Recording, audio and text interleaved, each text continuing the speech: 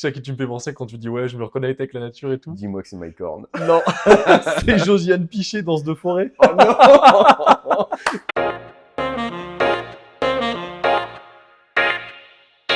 Attends, faut que ça prenne dans les deux cadres. Action. Tu m'as fait un vieux clap. Ouais. Bah écoute, mais on n'a pas la machine encore, hein. Mais ouais, mais je sais. Il faut qu'on s'équipe un petit peu là quand même, hein. Un petit peu, ouais. C'est que je regardais un petit peu, j'écoutais le podcast d'Alec Henry. Je sais toujours plus comment celui qui fait le déclic. Alexis. Voilà, Alexis, je sais pas comment on dit. Et il faisait, il expliquait un petit peu comment. Il a fait un épisode sur comment monter un podcast, qui est sympa. Et il disait qu'au bout d'un moment, s'équiper, c'était pas mal. Et Il faudrait qu'on pense à le faire quand même à un bout d'un moment. il faudrait qu'on pense à prendre un petit peu de matériel. Après, pour Mhm. l'instant, ça fonctionne très bien, mais ne serait-ce que les micros, ouais. Et c'est génial, on a des retours incroyables sur le Ouais. podcast. On a des gens qui nous disent « Ouais, Martin, c'est super, putain, ça me remotive. » On a des personnes qui ont eu des projets qui ont loupé et qui nous disent « Ah putain, c'est bon, je suis remotivé, je me relance juste en écoutant le podcast. » Ça, c'est génial, ça. Ça, c'est le meilleur retour que vous pouvez nous faire. Si partagez-nous ce genre de messages là dans les commentaires, au lieu de nous les envoyer en privé sur Insta, là, partagez un peu, ça nous fait plaisir en même temps, mais c'est génial d'avoir ce retour. Et j'ai eu des retours aussi de gens qui, tu sais, l'apéro, ça leur fait péter un peu des barrières psychologiques, des freins, des choses comme ça. Après, ensuite, ils basculent sur le podcast, tu vois. Mm. Et ils me disent, mais c'est génial, on apprend plein de trucs, on se rend compte de plein de choses, etc. Donc, très content que ça serve, C'est ce ça. podcast. Ça fait plaisir. C'est ça. Sans aucune transition, j'ai la carte, ma tasse Laplagne dans la main. Ouais. J'étais allé dans les Alpes l'hiver dernier, pardon, pour skier. L'été. Je kiffe faire ça. L'été, d'ailleurs, franchement, la montagne l'été. Vrai sujet, ça. Qui va à la montagne en été? Mais moi j'adore. Non, c'est pas vrai. Si, je te jure. Mais qu'est-ce que tu fais à part skier quand t'es... Tu fais rien, tu À la t'ennuies? montagne, non, tu fais des randos, tu pars avec la tente et tout. Moi, j'ai fait un truc avec un pote à moi, mais tu le sais, je t'en ai parlé Ouais. l'autre fois. C'était il y a un mois et demi, il y a un mois et demi, j'ai tenté un truc avec un pote à moi. On est parti faire un week-end de survie en pleine nature. On avait seulement des couteaux, on avait un duvet, on avait des bâches, de la corde, un arc, des flèches et on avait des lance-pierres. Ouais. Et on est parti se faire un week-end survie à la montagne. Et il y a un truc où tu sais, tu te reconnectes avec une énergie que tu as au fond de toi, mais que tu oublies dans la société actuelle. Et je te jure, ce week-end, on en a chié comme pas possible. Mais bon, comme c'était que sur un week-end, on savait que de toute façon, à la fin du week-end, une fois qu'on aurait bouffé quelque Ouais. chose, on aurait passé un bon week-end. Mais c'était une expérience géniale. Tu sais à qui tu me fais penser quand tu dis ouais, je me reconnecte avec la nature et tout? Dis-moi que c'est Mike Horn. Non, c'est Josiane Piché, Danse de forêt. Oh non. La comparaison pourrie. Tu vois ce que c'est ou pas? Oh putain, Ah, ça me fait trop rire. Tu m'as blessé. Je suis désolé. Mais Josiane Piché, on t'embrasse. Et du coup, la plaine, tu disais, ouais? Et c'est bon, on a réservé là. Ouais, On a réservé, on part une semaine. ça va être bien cool, ça. Il y en a qui ont déjà testé Bellambra. Le truc Bellambra pour les vacances, une semaine à la montagne, une semaine à la mer. Nous, on a réservé ça. On part. Ah, c'est chez Bellambra qu'on va? Ouais, Bellambra, ouais. Ah, d'accord, j'avais pas du tout compris. Une semaine, c'est le du 18 au 25. Non, du 11 au 18. Ouais, je sais plus. Normalement, c'est ça. Mi-juillet, Ouais. mi-janvier, quoi. Ouais. Et ouais, super cool ça. Bah écoute, ça va faire du bien, hein. Ah ouais. Puis le c'est bien bonheur. aussi quand tu travailles. Moi, je trouve que quand tu travailles bien et dur et comme on fait, tu vois, où tu es toujours dans l'optimisation, où tu es toujours un peu dans le travail, même la nuit, tu penses à ça, on en parlait la dernière fois. Tu es tout le temps un peu, tu as toujours une partie de ton cerveau qui est connectée, déconnectée complètement pendant une semaine. En plus, sur une activité qu'on adore, ski, snow, etc., ça va nous faire un bien fou, quoi. Ouais, J'espère en tout cas. c'est bien de déconnecter. Et juste avant, je vais en Norvège. On va se faire, avec Lita, on va faire la nuit polaire, la nuit arctique. Là où tu vois les trucs verts, là? Alors, effectivement, tu vois les aurores boréales, Les aurores boréales. mais Les surtout, trucs verts. La culture du non, mec. surtout, tu sais, le soleil ne se lève pas dans la journée. Hmm. Il fait nuit toute la journée, et il fait nuit toute la nuit, bien sûr, et pendant les heures de la journée, Hmm. ça fait un peu, tu sais, comme quand le soleil vient de se coucher. Ouais. T'as ces couleurs-là toute la journée. Ça Ok. va être un truc de fou. On part 3-4 jours, comme ça, Ouais. on va complètement déconnecter là en décembre. Incroyable. Ouais. C'est un petit week-end sympa, quoi. Bien hâte de tester ça. Il faut que je commence à faire ça. Ben justement, du coup, tu me lances un petit peu. Cette semaine, alors on va parler d'immobilier après. Du coup, on va revenir sur le projet de Kim et Will. qu'on est allé voir du coup mercredi à Toulouse. Génial. D'ailleurs, est-ce qu'on n'en parlerait pas maintenant en fait? Ouais. Est-ce qu'on ferait pas un petit débrief du projet? Moi, j'avais envie de parler de ce projet-là parce que c'est toujours c'est intéressant qu'on discute de ce que nous on fait, mais le gap que j'y vois parfois, c'est qu'on a déjà un peu d'expérience en immobilier. Il y a plein de choses qu'on sait faire, qu'on maîtrise aujourd'hui, qui nous paraissent normales. Et donc, quand on en parle parfois, ça peut paraître entre guillemets trop simple, mais parce qu'il y a de l'expérience, on a fait plein de choses avant. Et donc, sur des personnes qui peuvent se lancer, démarrer ou vouloir commencer à faire du rentable, tu vois, je me dis un projet comme celui de Kim et Will, ça peut aussi leur parler parce que Kim et Will, qui avait fait un premier investissement un peu rentable, qui voulaient passer dans une autre sphère de l'investissement, qui ont commencé à travailler avec toi à l'époque, parce que moi, j'étais pas encore arrivé, et aujourd'hui, qui ont fait un projet de dingue. Est-ce que Mm. tu me résumes un petit peu ça pour montrer un petit peu comment est-ce qu'avec assez peu d'expérience, on peut arriver au final à faire des projets qui sont complètement dingues, quoi. Ouais, Kim et Will, ils ont démarré en avril. Ouais. Ils ont démarré en avril avec nous. Je trouve que leur parcours est très inspirant. C'est pour ça que c'est cool qu'on en parle là dans ce début de podcast, pardon, parce qu'il y a plein de gens qui s'imaginent que, alors eux, ils ont fait un super immeuble de rapport. Mhm.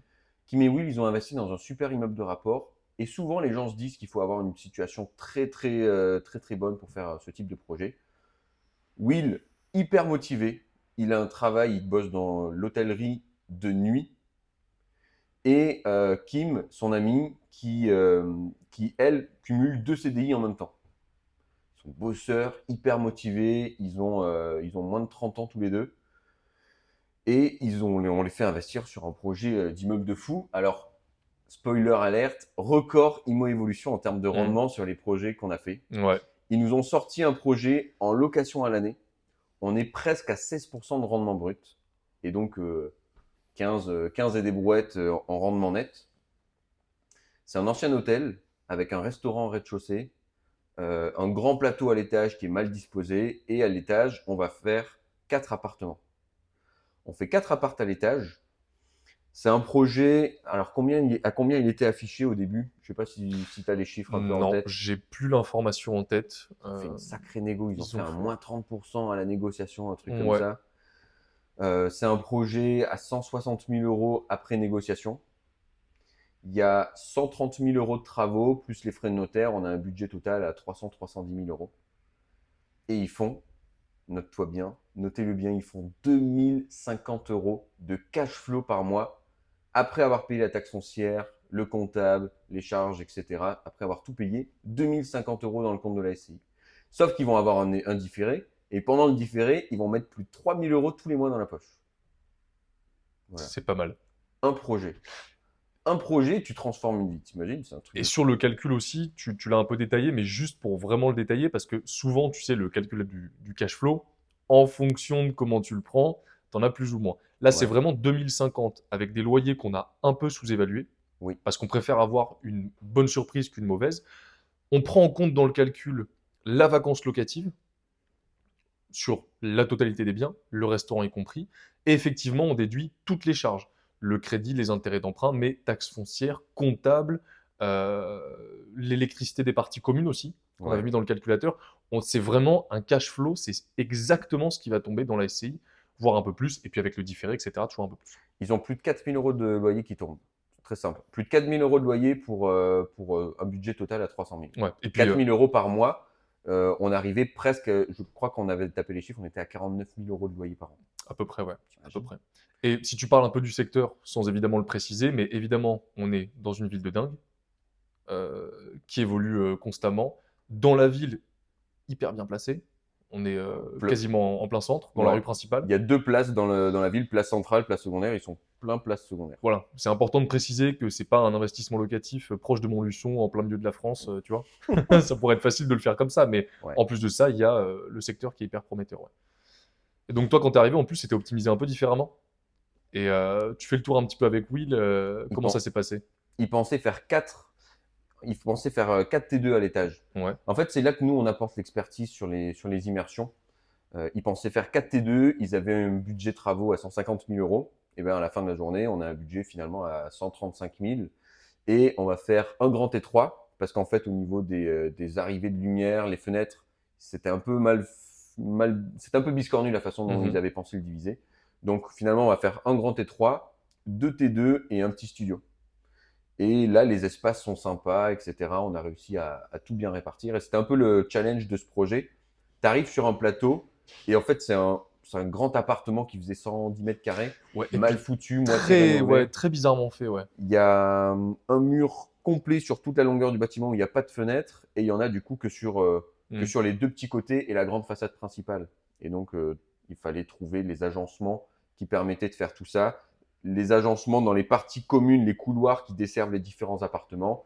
Où est-ce qu'on met les limites des différents appartes? Comment on arrive à intégrer les salles de bain et les WC à des endroits où il n'y a pas ces arrivées, ces évacuations. Et on a réussi dans les faux plafonds en dessous à tout connecter au point où on voulait. Donc c'était ça le challenge technique.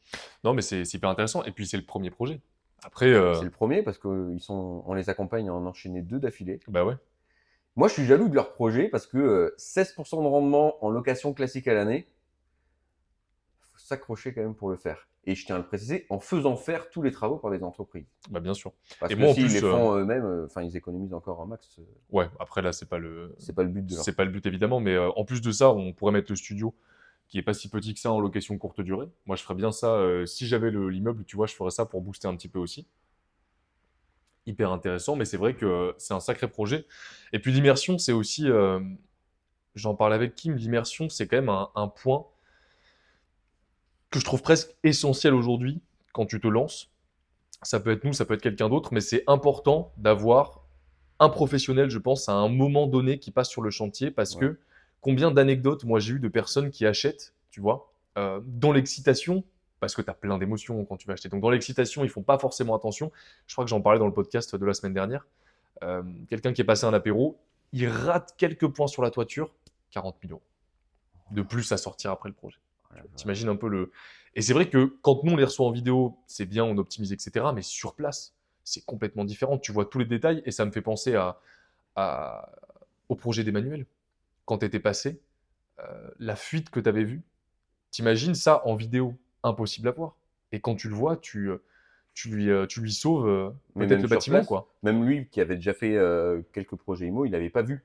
Il n'avait pas vu le point. C'est moi, il y a un truc qui m'a. Je sais pas, je passe le regard comme ça dans les parties communes et il y a un truc qui capte mon attention. Je vais toucher humidité sur la plainte. Humidité, mais attends, c'est le mur mitoyen avec le voisin. Donc ça vient forcément de chez le voisin parce que nous, il n'y a rien d'autre au-dessus et en dessous. Il n'y a que du couloir au-dessus et en dessous. Donc on va sonner chez le voisin. Et chez le voisin, il nous dit oui, effectivement, j'ai ma salle d'eau, ma salle de bain de ce côté-là, de l'autre côté de votre mur. Est-ce qu'on peut aller voir? Bah, pas de souci. Et on descend et on va voir en fait en dessous de la salle de bain, en fait, il y a une cave. Il avait une cave en dessous. Et là, tu vois toutes les poutres qui C'était étaient mouillées, trempé. Ouais. le parquet sur lequel est collé le carrelage. Tu avais des grosses auréoles blanches, noires. Et ça faisait pas longtemps parce que ça venait d'être refait. Donc ça faisait 2-3 mois qu'il y avait un petit goutte à goutte, etc. Donc c'était pas grave encore. Mais à terme, ça aurait pourri le plancher de l'immeuble d'Emmanuel.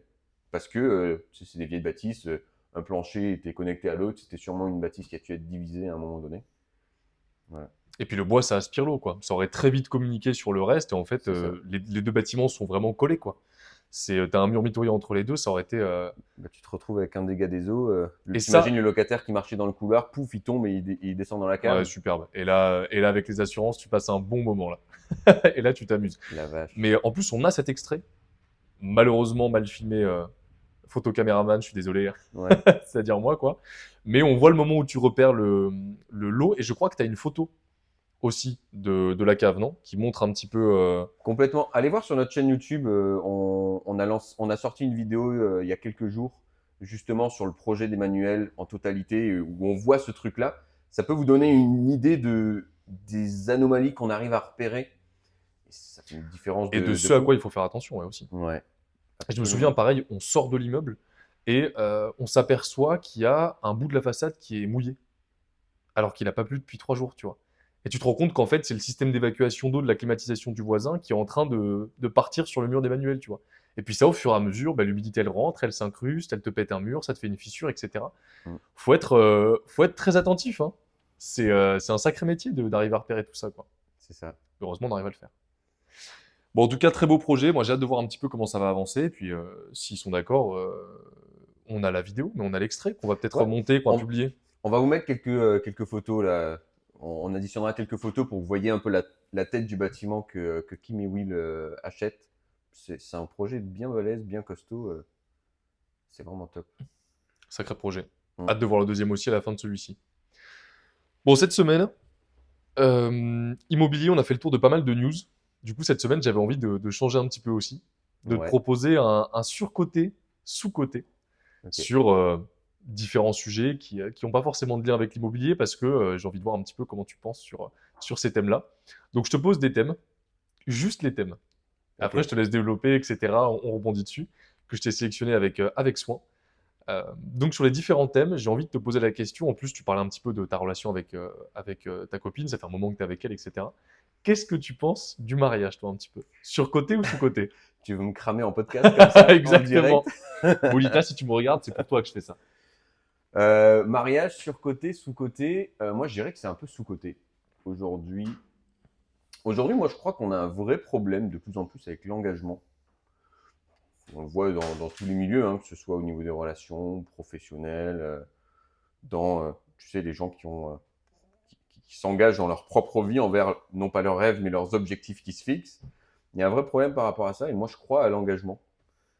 Je suis intimement convaincu que faut couper les, tu sais, faut faire brûler les bateaux avant de se lancer dans la bataille. Mhm.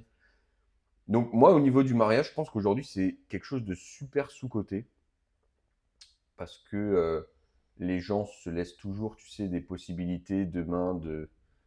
Le mariage, c'est un engagement et les gens veulent pas s'engager. Donc demain, si je m'engage mais que ça se passe mal, etc. Il y a un truc par rapport à ça. Moi, je, moi, je suis plutôt du genre à m'engager à 100% Ouais, quand je fais quelque chose. bah, je suis assez d'accord. Puis tu sais, en plus, dans les... Mais Dans... toi, tu peux en parler, tu as encore plus de Ben, crédibilité que moi pour moi, en je peux en parler. parler, je sais pas si on voit bien là. Hop, Tu la, ça claque ça. tu la vois la bagouze? Tu la vois la bagouze. Donc ne nous envoyez pas trop de DM, on en reçoit toutes les semaines beaucoup trop. C'est pas possible. Mais non, je suis d'accord avec toi. Et tu sais, il y a souvent cette image aussi, dans les films, on le voit souvent juste avant le mariage, tu sais, le marié ou la mariée qui panique, etc. Parce que c'est vrai que cette peur panique de l'engagement, elle se traduit dans plein Mmh. de domaines, quoi. Ne pas s'engager à fond dans son travail, ne pas s'engager à fond dans ses relations. Et ce manque d'engagement, je trouve il est terrible. Et j'écoutais un podcast, je crois que c'était dans Sans Permission, à un moment, un des invités qui dit, mais juste, essayez de vous donner à fond pour une fois dans votre travail, de vous engager à fond, c'est de vous commit à quelque chose pour de vrai, et vous allez voir toute la différence que ça va apporter, quoi. Et ça, je pense qu'on l'a vu, et je pense que c'est pas pour rien qu'on est dans des relations aussi longues depuis aussi longtemps. Je crois que c'est un trait de caractère aussi. Ça veut pas dire qu'il faut être marié pour réussir, évidemment. Non pas que je considère que j'ai une réussite encore exceptionnelle, mais on fait des choses quand même assez bien. Et Ouais. c'est vrai que je pense que c'est un trait de caractère, le fait de pouvoir s'engager à 200% dans quelque chose, et puis d'y aller à fond, quoi. Et très très peu de personnes le font. Je vois très peu de personnes autour de moi qui sont comme ça, et j'ai l'impression que tous les gens avec qui on bosse, c'est ça aussi, hein. Quand C'est tu clair. regardes globalement, c'est quand même beaucoup ça, hein. Tu veux que je te donne un exemple très factuel de ça? Aujourd'hui, je me rends compte que, tu vois, même s'engager professionnellement auprès des clients, etc., c'est plus simple de le faire quand tu sais, tu as une forme d'indépendance, de liberté financière, que tu ne dépends pas d'une entreprise pour gagner ta vie. C'est simple de le faire. Moi, il y a un truc qui m'a choqué ce mois-ci. Depuis début septembre jusqu'à maintenant, parmi les clients qu'on a accompagnés, il y en a 5 qui m'ont dit, 5. Ils m'ont dit, Martin, je sais pas comment, je sais pas de quelle façon, mais je veux en être. Mm. Je veux faire partie de l'aventure. Je suis prêt à bosser pour vous, même gratuitement, comme ça, pour développer le truc, parce qu'on est en train de faire un truc de fou, quoi. C'est génial. T'imagines l'engouement qu'il y a autour de ça? Bah ouais. À Toulouse, on était quoi? On a réuni 20 personnes, 20 personnes de l'équipe Imo Evolution, de la Ouais. team Imo Evolution toulousaine. On les a réunis un peu avant l'apéro Imo, parce qu'ils étaient déjà sur les accompagnements, parce que d'autres commençaient l'accompagnement, et donc ils ont tous réseauté, etc. C'était un truc de fou, c'était un truc de fou. À Toulouse, ça nous a un peu échappé d'ailleurs, hein. Ouais. L'apéro s'est pas tout à fait passé comme prévu. Les gens étaient presque empilés les uns sur les autres dans la salle. Ça a pété, quoi, tout simplement. Mais Ils sont venus trop nombreux. ouais, ouais, ouais. Mais c'est deux choses différentes. Moi, je te parle Oui, pas oui, non, de non. Toi, l'apéro tu me Imo, parles de, oui, toi, tu me parles de ce la qu'on a fait conférence où avant. les gens nous ont rencontrés. Je te parle plutôt des clients qui sont venus. Bah, je sais, j'étais là. Il y a un truc, et ils viennent, ils sont là. Ah ouais, merci pour l'accompagnement et tout. Ah putain, ça, Ouais. moi c'est le genre de truc qui me rend fier, tu vois. C'est pour ça que je fais ça. C'est génial, t'imagines, quand t'as ce retour. Bah, toujours. Et puis, c'est pas que aussi par rapport à l'immobilier. Tu vois, je pense à Mickaël et Marie, c'était hyper intéressant parce que eux, malheureusement, pour l'instant, projet en stand-by, mais pour des Ouais. raisons professionnelles. Parce que Mickaël, en fait, il a pris du galon dans sa boîte. Ce qui fait que, en gros, il a pris plus de responsabilités. Il a dû se déplacer euh, à cause, mais plutôt grâce à ça. Donc, évidemment, bah, la famille le suit. Donc, toutes les recherches sur place, bah, c'est en pause parce qu'ils vont les déplacer et on va reprendre avec eux à un autre moment. Euh, mais tu vois, Marie que je vois à l'apéro qui me dit mais c'est vrai que ça nous a aidé pas que sur l'aspect immobilier quoi. Ça nous aide aussi dans la vie de tous les jours à entreprendre, à avancer, à développer des compétences qu'on n'avait pas, des peurs qu'on avait qu'on n'a plus forcément aujourd'hui, tu vois. Et ça c'est génial. Mais parce que c'est pas Hmm. que de l'immobilier qu'on fait quoi. Mais moi j'ai l'impression qu'on est en train de former les entrepreneurs de demain, hein. Ah ça on le verra demain. Ouais. Si ça monte des sociétés, que ça réussit carrément. Mais il y en a beaucoup trop qui veulent entreprendre et qui ont envie de faire d'autres choses quoi. Et on Ouais, en parlait un moment. Pour beaucoup l'immobilier c'est un moyen et pas une fin, quoi. carrément. Et donc ça, c'est complètement différent. Donc le mariage, on Ouais, a, du coup, on s'est un on peu a perdu. carrément dérivé. Carrément Le dérivé. mariage, pour moi, aujourd'hui, c'est sous-coté. Ok. Parce que les gens ont peur de l'engagement. Ouais. Bon, en fait, mais moi, je vois ça beaucoup plus. C'est vrai que les gens, ils imaginent toujours un truc. Je sais pas comment. C'est comme l'immeuble de rapport. L'immeuble, il y a ceux qui s'imaginent, quand tu dis immeuble, tu t'imagines tout de suite la structure haussmannienne de 10 étages, alors que l'immeuble, c'est tout simplement juste monopropriété en deux lots, mais le mariage, c'est pareil. Hmm. Les gens, ils ont l'impression d'être enchaînés, d'être. Non, enfin, en soi, c'est juste une fête, quoi. C'est une grande fête sympa, et puis c'est cool, quoi. Mais il faut pas avoir peur de s'engager, et ça, c'est pas un trait commun chez tout le monde. Donc, Ouais. mariage sous-côté, ok, ça marche. Alors, je regarde un petit peu mon tableau. En prolongement du mariage, du coup, souvent, donc j'imagine que toi, du coup, ça va arriver un moment. Euh, Mariage égale souvent enfant. Moi, j'ai Voilà. trop envie de savoir ce que tu penses, du coup, c'est un point d'éducation un peu particulier, mais qu'est-ce que tu penses de l'argent de poche, toi? L'argent de Est-ce que poche. tu vas leur en donner? Pas trop? Comment ça va se passer? T'en avais, toi? Ouais, j'ai pas. Voilà, ouais, j'en avais. Moi, j'avais aussi un peu d'argent de poche. Mes parents, je crois que mon père, il me filait, quand j'étais au lycée, hein, Hum, un truc du genre 50 balles par mois. hum, Je crois que c'était un truc comme ça. hum. Je trouve ça génial. Donc, c'est une chance d'avoir un peu d'argent de poche. T'apprends à tes gosses à gérer un petit budget, la gestion financière, etc. Moi, je pense que c'est aussi sous-coté l'argent de poche. Moi, je trouve que c'est un levier de responsabilisation pour les enfants assez intéressant. Ah ouais, Ouais. ok.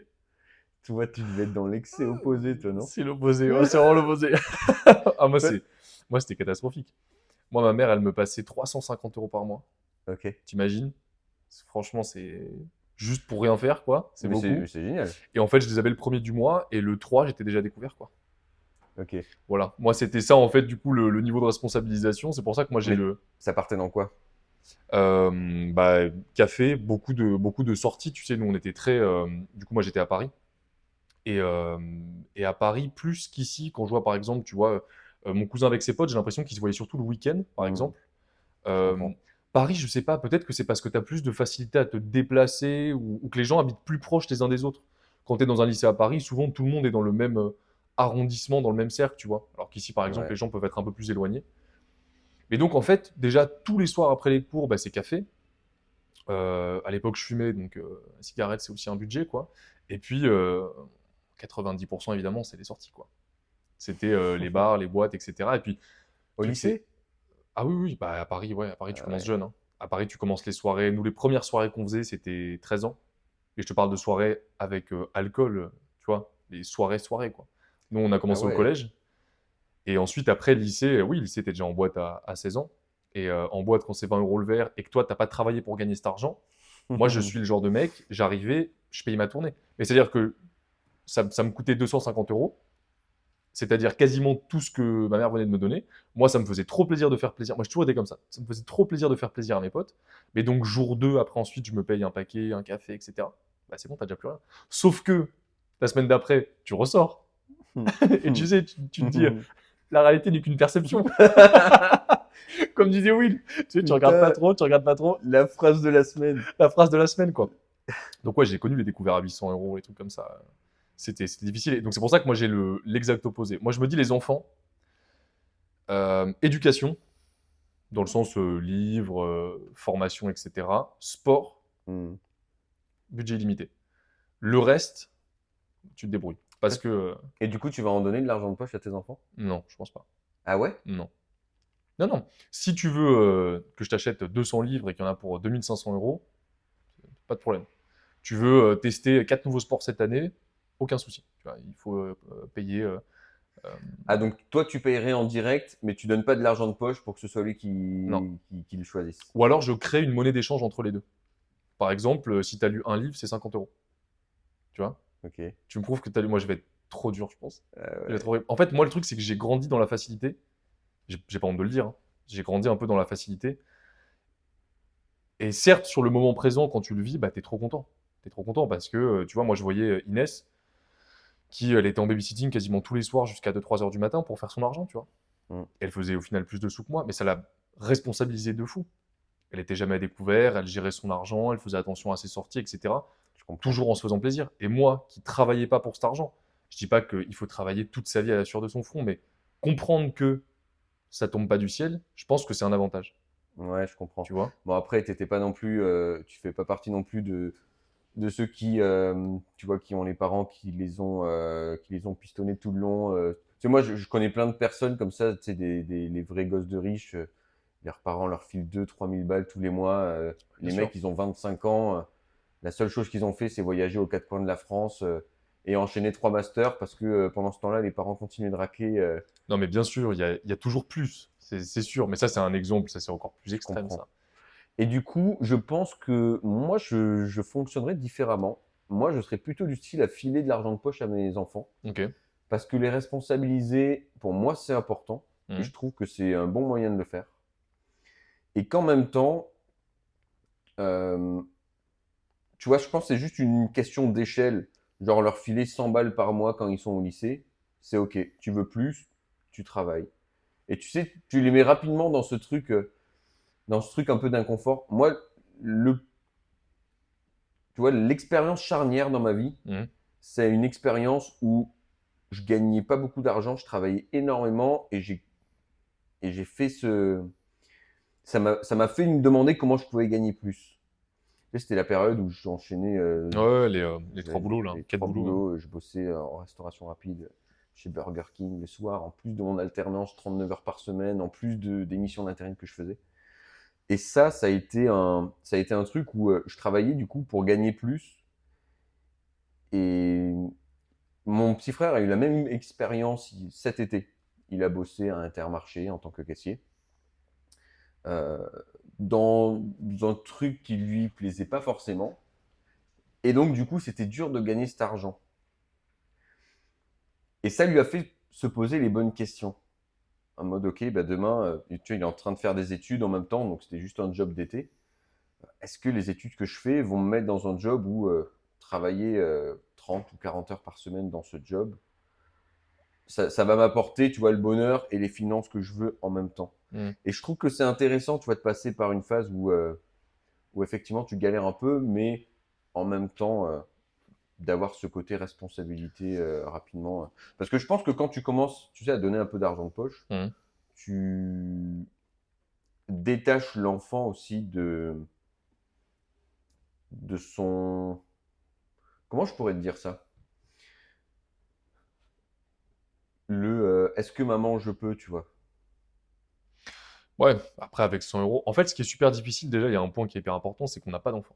Donc, déjà, je pense que là, ce qu'on dit là, c'est une chose. Et je pense que ce qui va se passer dans la réalité, tu vois, moi, je sens bien que si ça me fait les gros yeux, je vais céder, tu vois. Je pense que je vais déléguer cette partie à Inès, parce que moi, ça risque d'être trop facile avec moi. Ouais. Mais déjà, on n'a pas d'enfant, donc c'est très difficile de se projeter, évidemment.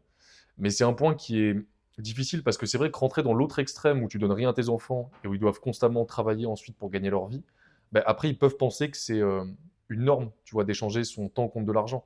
Et arriver à trouver l'équilibre de il faut galérer un peu pour faire son argent et comprendre que ça tombe pas du ciel, mais aussi comprendre qu'il y a d'autres manières de le faire qu'en échangeant son temps et que c'est pas le volume horaire qui va te rapporter le plus et que peut-être que lancer des choses, développer des choses, etc., ça peut être intéressant. Je pense que ça, c'est le plus difficile, tu vois. Moi, tu sais, qu'est-ce qui me fait péter un câble que je vois sur Internet? Quoi. C'est les mecs qui disent, ouais, mon enfant, je vais lui dire, voilà, écoute, je peux te donner 2 000 euros, mais si tu arrives à les doubler, à ce moment-là, je te les donne vraiment. Oh là là, les personnes, tu sais, qui Mais essaient attends, de. mais j'ai lu ça dans un livre en plus, il y a pas longtemps. Ah, bah dans Père riche, Père pauvre. Ouais, mais ça, moi, ça me fait péter un câble. Les gens qui. C'est les Américains, ça. Ouais, Ça, c'est très les States. Ça, c'est pas ouais, très français, quoi. c'est nimp. Tu d'ailleurs, dans le même style, surcoté, sous-coté, les études. Un peu surcoté, pour moi. Mais je sais que toi, c'est pas trop ton avis, ouais. Non, je pense aussi. En fait, ça dépend, je pense, de le point de vue. Je dirais que dans la vie au quotidien, c'est un peu surcoté. Mais dans le monde dans lequel on vit, tu vois, quand tu entreprends un peu, que tu fais un peu d'investissement, que tu es un peu dans ce milieu-là, il y a le côté opposé, moi, qui m'horripile. J'ai horreur, tu sais, de la vision un peu alpha. Ouais, non, les études, ça sert à rien. Ah putain, qu'est-ce que Ouais, je je vois. déteste ça. Un peu à la menace. Ouais. Ouais. Parce que moi, je suis persuadé d'une chose, c'est que si tu as la possibilité de faire des études, mais il faut les faire. Faut les faire parce que ça t'ouvre des nouveaux horizons, etc. Ça te permet, euh, ça te permet de voir le monde sous un autre prisme, de baigner dans un monde et aussi de découvrir ta voie. Faire des études, c'est un moyen aussi de voir à un moment, sans que manger à la fin du mois en dépende, de savoir si c'est un domaine qui te correspond ou pas, d'en apprendre plus. Mais c'est vrai que tu n'as pas l'obligation de faire des études pour réussir dans la vie. Je ne parle pas de réussir sa vie, je parle de réussir dans la vie. En fait, tu vois, il y a un vrai truc à ce niveau-là. Les gens s'imaginent, euh, les gens s'imaginent toujours que, euh, tu sais, on peut, comment je pourrais dire. Je cherche mes mots hein, aujourd'hui, Ouais. c'est un truc de fou. Le côté, je fais des études, j'apprends une profession, demain, je peux avoir un job, la stabilité, fonder une famille. Ça, c'est un schéma qu'on nous apprend depuis qu'on est enfant. L'école nous apprend ça. Être capable d'utiliser ça, mais tu sais, de sortir de la bulle, moi, je pense que c'est ça la vision qui est puissante. Par exemple, moi, j'ai fait des études, j'ai fait un bac scientifique. Juste après, je suis parti en CAP menuiserie. Mon CAP, pour moi, ça a été une école de la vie. Ouais, mais parce que toi, et c'est ça aussi, parce que là, c'est un sujet avec 1000 niveaux de lecture différents. Ouais, C'est premier problème que je vois, et c'est pour ça que moi je trouve que c'est surcoté, c'est que, de toute façon, c'est un peu la loi de Pareto, hein, 80-20. 80% des gens qui font des études ne réfléchissent même pas à ce qu'ils veulent faire. Toi, quand tu fais ton CAP, t'aimes, et c'est bien parce que du coup, on a deux expériences opposées, et c'est pour ça qu'on a deux avis différents là-dessus. ouais, Toi, tu finis ton bac, t'es Martin déjà réfléchi, quoi. Martin, je sais ce que je veux faire. Martin, bah écoute, je pourrais faire des grandes études, mais ça me plaît pas. Moi, ce que j'aime, c'est le bois, j'ai envie de travailler ça. Ça me passionne, j'y vais, quoi, tu vois. Quand tu as ouais, cette démarche, de toute façon, c'est un peu comme tout n'est pas noir ou blanc, c'est toujours un peu gris, quoi. Et c'est souvent la démarche et l'attitude avec laquelle tu fais les choses qui définit l'output de ce que tu vas faire, quoi. Tu vois. Toi, tu y vas avec cette volonté, cette envie de le faire, donc évidemment, ça amène que de bonnes choses. Mais quand tu es comme moi, que t'es un petit bolos, tu vois, tu finis ton bac, non mais c'est vrai, tu finis ton bac, tu sais pas ce que tu veux faire, tu es un peu perdu, etc. Bon, bah, tu fais un peu la fête, tu sais, t'es un peu, tu mmh, sais, les copains d'abord, etc. Machin, bah, t'es perdu, quoi. Donc, qu'est-ce que tu fais? Bah, tu vois, je vais à la fac, je pars en fac d'éco, parce que je sais pas quoi faire. Je suis un peu mes potes là-bas, fac d'éco, tout le monde me dit, ma prof d'économie, que j'adorais, Madame Auré, me dit Arthur, toute l'année, elle me dit Arthur, ne va pas en fac d'éco, t'es nul en maths. Elle me le dit avec toute la bienveillance et la gentillesse du monde. De toute façon, j'en étais parfaitement conscient. Donc, tu vois, c'était pas, je le prenais pas mal, quoi. j'avais juste pas envie de l'écouter. Voilà, elle me dit, mais tu es nul en maths, il n'y a que des maths. Qu'est-ce que tu vas faire là-bas, quoi? N'y va pas, n'y va pas, n'y va pas. T'es perdu, tu sais pas ce que tu fais, donc tu prends des études un petit peu par dépit, tu réfléchis pas, puis bon, enfin, j'ai pas cherché à réfléchir plus que ça, hein, tu vois. Très honnêtement, je suis pas là en mode la société, tu vois. Je suis pas Josiane Pichet, danse de forêt, tu vois. Genre. Je suis là en mode je ne sais pas, mais je ne veux pas savoir, tu vois. Laissez-moi faire la fête. Et donc là, bah, tu prends des études par dépit comme 80% des gens. Et donc, quand tu fais ça, bah, qu'est-ce qui se passe? Le truc, c'est qu'une chose en entraînant une autre, bah, c'est un peu tu mets le doigt dans l'engrenage, quoi.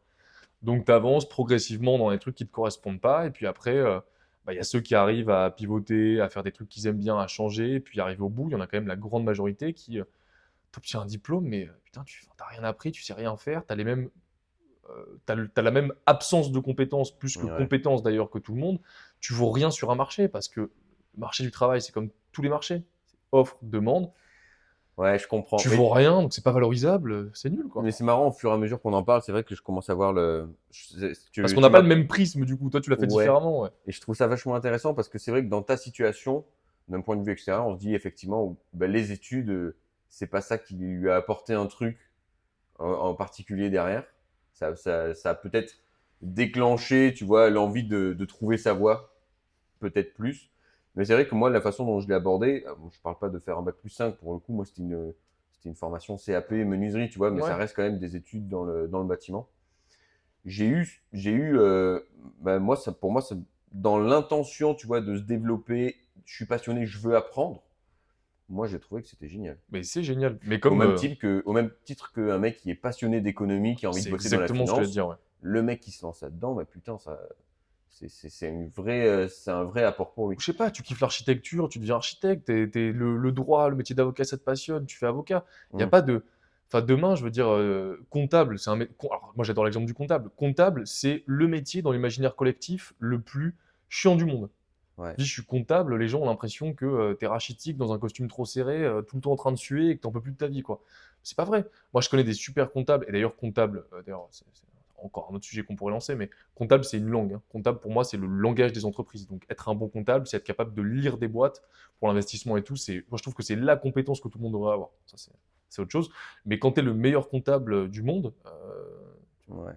c'est génial, quoi. En fait, tu vas devenir richissime, c'est passionnant, t'aides des gens à avancer, parce qu'un bon comptable t'aide des sociétés à se lancer, à se structurer, à évoluer. C'est hyper bon, quoi. Et tous les métiers, quand tu es un minimum passionné que t'aimes, voilà, mais à la base, bah, il faut savoir un petit peu ce que tu veux faire. Et là, c'est juste définir ce que j'aime pas. Et tu vois, si j'avais pris le temps, ne serait-ce que de sortir une feuille de papier à 18 ans, de me dire qu'est-ce que j'aime pas, dans quoi je suis bon, l'ikigai un peu, tu vois. J'ai pas lu le livre, donc je peux pas prétendre tout savoir, mais tu vois, c'est Il sort des rêves du chapeau. je sors des rêves vraiment du fond de ma poche. Mais tu vois, qu'est-ce que j'aime faire, par quoi je suis passionné, qu'est-ce que je sais faire, quelle est la valeur que j'apporte, etc. Putain, tu te poses 30 minutes devant une feuille, je suis sûr que bah, c'est beaucoup plus, tu vois, peut-être que je me serais dit, bah, je sais pas, je fais autre chose. Donc en conclusion, si aujourd'hui tu as moins de 30 ans, que tu es jeune, que tu es dans la force de l'âge et que tu sais pas ce que tu veux faire, bah, tu prends ta hache, tu fais comme dans Into the Wild, tu vas te perdre dans Alaska et tu testes plein de métiers et tu vas découvrir ta voie. Moi, je pense que ça, c'est vachement formateur, tu vois. Bon, ton conseil est bancal, hein, parce que Non, si tu te perds en Alaska, tu as le choix entre travailler sur des plateformes pétrolières j'ai et dit ça au hasard, mais aujourd'hui, il y a plein de jeunes, il y a plein de jeunes et ils ont raison, qui ont moins de 30 ans, qui vont voyager aux quatre coins du monde, qui vont en Australie. ah bah, je suis On désolé a, parce on que a des exemples en tête, tu vois, on pense sûrement au même. Mais des personnes qui vont en Australie, tu sais, avec leur djembé là, wow, wow. j'étais encore en train de penser à Josiane Piché dans ce forêt. Non, mais moi, Je fais le tour du monde. je pense que quand tu es un jeune, tu as moins de 30 ans, tu es dans la force de l'âge et tu sais pas ce que tu veux faire, mais faut y aller. Faut y aller, faut pas essayer de se perdre dans les études. Et à ce moment-là, effectivement, les études, c'est surcoté. Bah d'ailleurs, ouais. Mais par contre, quand tu sais ce que tu veux faire, aller te former pour avoir un vrai truc et derrière, bah, te donner professionnellement, moi, je pense que ça ouvre des portes de fou. Et à ce niveau-là, moi, je pense qu'il faut effectivement miser sur les études quand tu sais ce que tu veux faire. Et puis, après, moi, c'est ce que j'ai fait aussi. Les études, moi, de toute façon, je considère qu'il faut toujours, soit tu fais le meilleur, soit tu fais rien, quoi. Ça, Ouais. c'est aussi un truc, je veux dire, franchement, faire les écoles de commerce post-bac, et j'en ai fait un, à Mmh. chier, faire une fac, naze, enfin, je veux dire, juste, non, faire une fac, c'est intéressant parce que justement, c'est gratuit pour aller ensuite sur autre chose dans le master, tu vois. Ouais. Si tu as envie d'être architecte, putain, mais fais la meilleure école d'architecture, quoi. Si tu as envie d'aller dans une école de commerce, mais fais pas autre chose que le top 3, quoi. Et si c'est pas des choses que, voilà, si tu te dis, je suis pas prêt, parce qu'en fait, moi, c'est de la réflexion que j'ai. Si t'es pas prêt à assez bosser pour intégrer le podium de ce que tu veux faire, c'est que c'est pas fait pour toi. Si tu te dis, tu vois, moi, en fait, aujourd'hui, si je devais me voir à 18 ans, bon, déjà, je me mettrais deux claques, tu vois. Et je dirais, mais en fait, genre, c'est quoi ce que tu veux faire? Vise le podium, et si c'est pas ça, ne le fais pas. Donc, tu as envie d'être avocat, mais t'as pas envie d'assez travailler pour faire les meilleures études, c'est que c'est pas fait pour toi. C'est que Ouais, bascule sur autre chose, tu vois. je suis grave d'accord. Et c'est vrai que le côté partir, ben moi, c'est ce que j'ai fait, hein. Je savais pas ce que je voulais faire, je suis parti en Angleterre et tout. Et c'est le point de bascule qui a fait qu'après, Tu je suis vois? rentré d'Angleterre, hop, c'est là que j'ai commencé à faire des trucs, c'est là que j'ai commencé à. Non, mais il est fou. Tu pars en Angleterre, j'ai plein de potes qui se partent en Australie, qui partent en Nouvelle-Zélande. Moi, je pense que c'est un truc que tu dois faire si tu sais pas trop ce que tu vas faire pour trouver ta voie. Mais d'ailleurs, tu sais C'est que. de te paumer et de tester, quoi. Tu testes des métiers. Alors, il y en a qui vont bosser dans les mines, il y en a qui vont bosser dans des fermes, il y en a qui vont bosser en restauration, il y en a qui vont trouver un métier dans le bâtiment, qui vont tester des trucs. Et au fur et à mesure, quand tu testes plusieurs trucs, tu finis par trouver ce que tu aimes, ce qui te plaît, ce que tu tolères dans ta vie. Parce que dans ta vie, tu n'as pas ce que tu veux, hein. Tu as ce que tu tolères. Et ça, c'est un truc que les gens ont du mal à comprendre. Ils s'imaginent que plein de choses leur est dû. Non, c'est à toi d'aller les chercher. Dans la vie, tu as ce que tu tolères. Et teste plein de trucs, mets-toi dans des situations où tu es dans la merde. Qu'est-ce que tu risques en 2024, en 2025 de te mettre un peu dans la merde à l'autre bout du monde? Tu es un peu bosseur, tu trouves du travail, tu dors dans une tente 3 jours si tu as besoin, dans ta voiture. Moi, je l'ai fait plein de fois. Tu trouves. Il n'y a aucun problème avec ça, quoi. Ouais, j'ai écouté l'interview de Prime. Tu vois qui c'est Prime? Non. Le youtubeur qui a lancé, à l'époque, il faisait du FIFA. Il faisait des vidéos YouTube FIFA. Après, il a monté toute une série de vlogs avec son meilleur ami. Et après, aujourd'hui, il a lancé une équipe d'e-sport, la Carmine Corp, une des plus grosses équipes mondiales, et qui vaut plusieurs centaines de millions, je crois, un truc comme ça. Je vois pas qui c'est. Tu vois pas qui c'est? Et moi, j'ai toujours adoré ce mec. J'ai toujours adoré ce qu'il a fait. Je le suis depuis l'époque FIFA. Et en fait, la différence avec lui, c'est euh, il est, enfin, moi en tout cas, je le trouvais absolument hilarant. En fait, c'était complètement décalé ce qu'il faisait et tout. C'était énorme. Et récemment, j'ai vu une interview. Il parle de son passé. C'est quelqu'un qui a toujours très très peu parlé de son passé et qui en fait a réalisé des choses énormes. En tant que Français, en très court, hein, il a joué au football américain. Il est parti aux States pour jouer au football américain. Ils ont défoncé, il est parti au Canada. En tant qu'équipe étrangère, ils ont défoncé l'équipe américaine en espoir, etc. Il a fait pas la une, mais il est passé à la télé américaine, etc. avec son équipe parce que c'était du jamais vu. Il faisait des meilleurs temps sur certains trucs que des mecs de NFL. Enfin, il était parti pour faire une carrière dans le foot américain vraiment exceptionnelle. Ouais. Et il dit, il était un peu perdu, il savait pas ce qu'il voulait faire. Et il dit, je prends un prêt étudiant, 10 000 euros à la banque, je donne 9 500 à ma daronne, je prends 500 euros, je pars au Canada, j'ai rien. Il dit, j'ai un rendez-vous avec une équipe au Canada. Et il dit, ouais, j'y vais, etc. Je fais le rendez-vous. Et le mec lui dit, ok, bah super, on te recontacte. Et il dit, mais comment ça, tu me recontactes? Moi, j'ai pas de plan B, hein. C'est-à-dire que moi, je suis venu, etc. Du coup, la nuit, il dort sur le banc. Parce que le mec lui dit, on te fait un retour demain. Il a rien, il a pas d'hôtel, il a rien. Il dort sur un banc. C'est un peu extrême, tu vois, mais c'est l'idée. Genre, il s'est mis dans la merde à l'autre bout du monde. Et au final, ça lui a amené des choses extraordinaires. Ouais. Il a battu tous les records là-bas quand il était, etc. Bon, après, la classique, hein, il s'est fait les croisés. Je rigole, mais tu vois, la classique, il se fait les croisés. Bon, bah, du coup, hop, Oh, c'est. la chute de la vanne. Non, La mais voilà, chute de mais. l'anecdote. Ouais, en vrai, il aurait pu faire des trucs énormes. Et puis, il a trouvé sa voie, une femme, 2 enfants, mais non, il s'est fait les croiser. Ouais, alors lui, c'est plutôt des femmes et des enfants, mais, mais tu sais, c'est le mec hyper beau gosse, super grand, super athlétique. Mais voilà, donc non, non, c'est vrai que ça peut être une chose intéressante. Bon, à user avec parcimonie quand même, le fait de se mettre dans la merde. Ouais, mais pour moi, c'est formateur. Il n'y a rien qui. Moi, c'est vraiment les virages, les moments charnières de ma vie, c'est les moments où j'avais pas le choix. Ouais. Les moments où je me suis dit, vas-y. Oh, Au pire, qu'est-ce que j'ai à perdre? bah, c'est clair. La plupart des gens, ils se posent ce genre de questions, ils se font des nœuds au cerveau, ils n'ont rien à perdre, hein. Ils ont un appartement en location, leur voiture Surtout quand t'es qui jeune, que t'as nettoie, pas qui nettoie 3 d'enfant. fois par mois parce qu'ils ont envie d'une voiture qui brille, mais ils n'ont rien à perdre, hein. Ouais. En parlant de virage, Dubaï, sous-côté sur côté. Je te l'ai mis à 90 là. Ouais. Zéro transition. Euh, Ouais, une semaine de vacances à Dubaï, ouais. Le reste, ça m'intéresse pas. Ouais. Ça m'intéresse pas du tout. Toi, de toute façon, t'es trop chauvin, toi. Moi, j'adore. Si on t'éloigne de la choulette et de la baguette, c'est mort. J'aime tellement la France. Tous les week-ends, moi, je suis au Halles, j'achète mon petit jambon, mon fromage. Non, mais Et ça, c'est pas aimer la France, c'est être un bobo parisien, ça. bah, je sais pas, ouais, mais moi, je suis trop comme ça, moi. Toi, dans les Batignolles, tu kifferais tellement ta vie. Dans les? Dans les Batignolles, c'est là où je viens à Paris, c'est le quartier vraiment bobo et tout, tu Ah vois, par ouais. excellence. C'est ça, tu sors avec ta petite baguette sous le bras. Tu sais, t'as ton petit béret et tout. Le Ils petit sont... béret, ouais. Ah, exactement. Putain, moi, à 40 piges, quand j'ai moins de cheveux, tu me vois qu'un béret, je pense. Non, mais c'est sûr. Ouais, toi, Dubaï, c'est pas trop ton kiff. Moi, je sais pas, moi, ça m'attire, mais plus pour le côté réseau. Ouais, pourquoi pas? Mais aujourd'hui, putain, il y a trop de trucs à faire en France. Oui, ça, par contre, je suis 100% d'accord. Ouais. Ouais. En fait, le problème aujourd'hui qu'on a sur les réseaux, c'est que bah, les trucs qui sont très waouh, luxe, sont surmédiatisés. Et donc, les gens s'imaginent que là-bas, il y a tout qui se passe. C'est juste que si c'est ce que tu penses vraiment, c'est juste que tu es un peu en train de tomber dans tu sais, dans le syndrome de comment on appelle ça, de l'objet brillant. Hmm. Tu tombes un peu dans le syndrome de l'objet brillant. Ah, les opportunités sont là-bas, donc je vais là-bas. Et puis demain, ce sera ailleurs, ce sera ailleurs. Et, et je comprends les personnes qui pensent comme ça. Parce qu'en France, aujourd'hui, si tu as envie de lancer un business, etc., moi, j'en vois plein de gens qui sont un peu entrepreneurs, mais tu sais, qui suivent un peu le courant. Tu sais, il y a une mode du business en ligne. Il y a plein de gens autour de moi qui se sont mis à penser business en ligne. Il y a une mode il y a une mode, je sais pas moi, Du trading aussi à un une moment. mode du trading. Plein de gens se mettent dans le trading. Il y a une mode où tu vois passer partout les trucs sur l'isolation, là, tu sais, les façades extérieures. Il y a des Hmm. gens qui vont lancer des business sur l'isolation, mais c'est des modes. Et les gens, ils construisent pas des choses pour construire un truc dans le long terme. Ouais, non, c'est de l'opportunité. On Ouais, en c'est le parlait, syndrome parce de que t'as l'objet ceux qui brillant. fonctionnent à l'opportunité, puis ceux qui fonctionnent, t'as les bâtisseurs et les opportunistes, quoi. Ouais.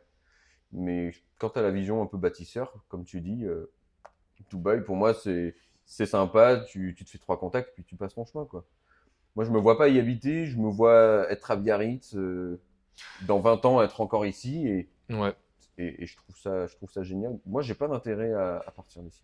Non, alors pour ce qu'on fait, moi j'ai pas d'intérêt. Et ça, je suis 100% d'accord avec toi qu'en France, il y a plein d'opportunités, que c'est hyper intéressant. Mais alors moi, pour le coup, ce qui est intéressant, c'est que j'ai des amis qui y sont. Mm. Donc j'ai un retour de l'intérieur de ce qui se passe, etc. En fait, ce qui est dingue, c'est la différence entre leur style de vie et ce qu'on voit sur les réseaux aussi. Et ça rebondit, enfin ça va dans ton sens. C'est que sur les réseaux, c'est très fancy, c'est très machin. Moi, Mm. mes potes qui sont là-bas, ça se passe extrêmement bien pour eux. Et ça me fait trop plaisir, parce que vraiment, c'est fou ce qu'ils font. Ils ne font que travailler. C'est Dubaï, en fait, moi, ils m'expliquent, ils me disent, mais en fait, Dubaï, c'est du travail, du soir au matin, du matin au soir, et tout le monde ne fait que ça. En fait, c'est comme un bureau sous forme de ville, quoi. Alors Ouais. après, tu as tout le côté fancy, etc. Mais en fait, ça, c'est juste globalement les footballeurs, les gens qui viennent en vacances, etc., qui profitent de ça. Mais eux me disent, leur vie, c'est boulot, boulot, boulot, boulot. Tout le monde est là pour réseauter, tout le monde est là pour bosser. Et dans ce sens, quand tu mets les bonnes actions en place, etc., ils me disent que c'est passionnant, quoi. Tu rencontres que des gens qui sont survitaminés, ça peut accélérer ton business. Ouais. Beaucoup business en ligne, quand même, par contre. C'est vrai que si tu fais de l'immobilier en France, aller à Dubaï, ça ne représente aucun intérêt. Là, du coup, c'est pas intéressant, quoi. Complètement.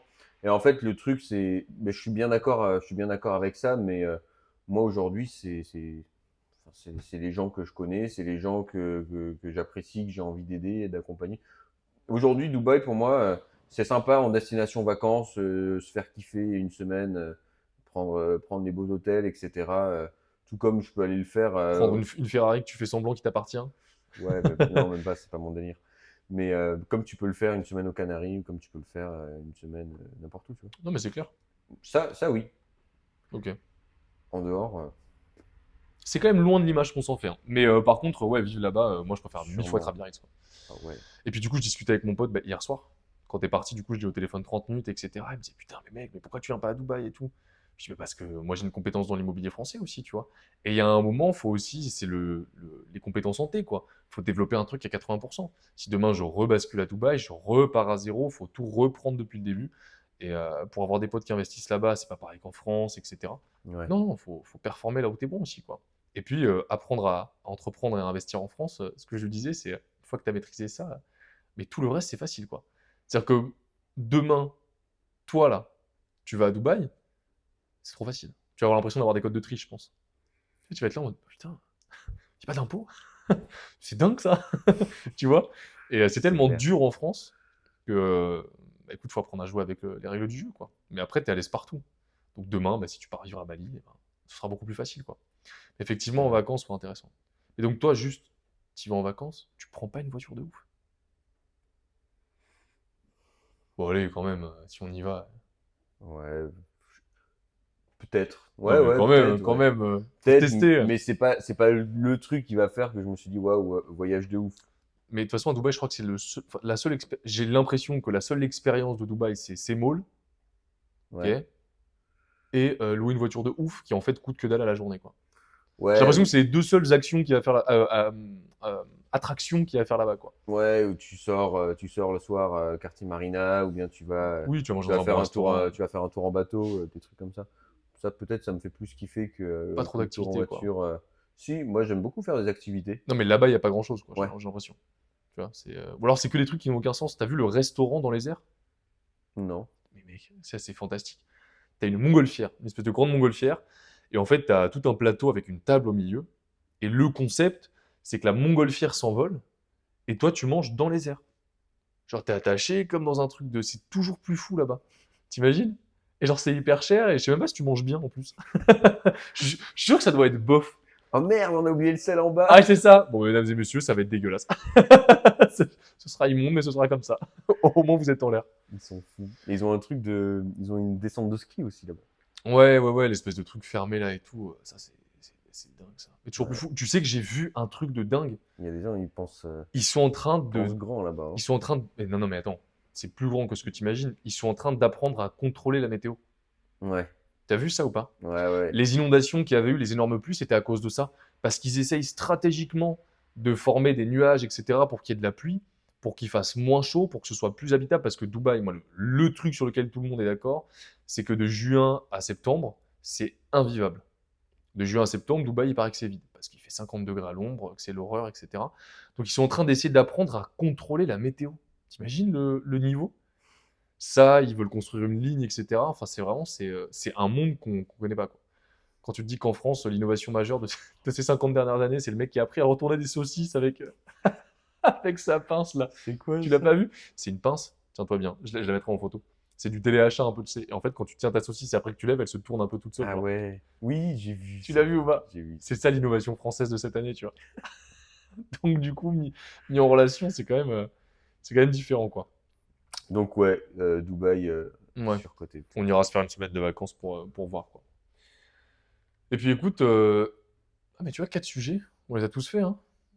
Ah ouais, C'est passé vite, c'est clair. au final.